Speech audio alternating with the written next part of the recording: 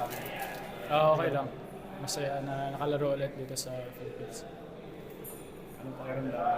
Ano ba, kabado ka ba o excited? Ano ba? Wala, normal lang. Siguro mag-adjust muna kasi yun nga, kakarating ko lang dito sa Manila last midnight.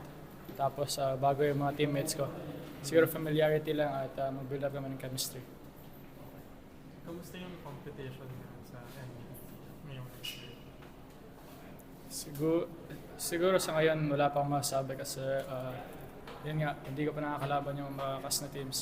Pero respect pa rin sa na naglaro sila ngayon at hindi sila nag-give up kahit we pulled away.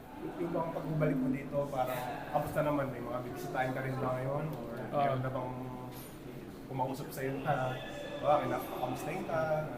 Kamusta lang sa ngayon kasi may senior year pa ako eh.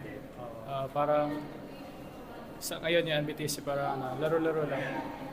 Yung Letran kasi may ano pa eh, di ba? Finals. May chance ba na manood ka? Or Manood lang. manood ka? Yung sa basketball without borders mo, kamusta naman yung experience mo doon? Ano yung natutunan mo doon sa ano na yun? Madami akong natutunan lalo na sa yun nga sa pag-adjust quickly sa mga teammates ko. Yun din yung sinastrive ko na magawa ko dito in 1 or 2 games. Ano yung aim mo rito? Kung meron ka bang goal na gusto mo ma-achieve dito? Kasi pa nag-championship. Mag-champion yung team. Yun talaga yung goal mo. So far yung game mo ngayon, medyo physical din. Kamusta naman? Okay lang. Okay lang.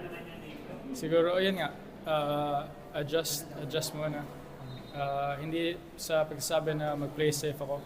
Ano lang, yun nga, gamitin ko yung utak ko sa paglaro.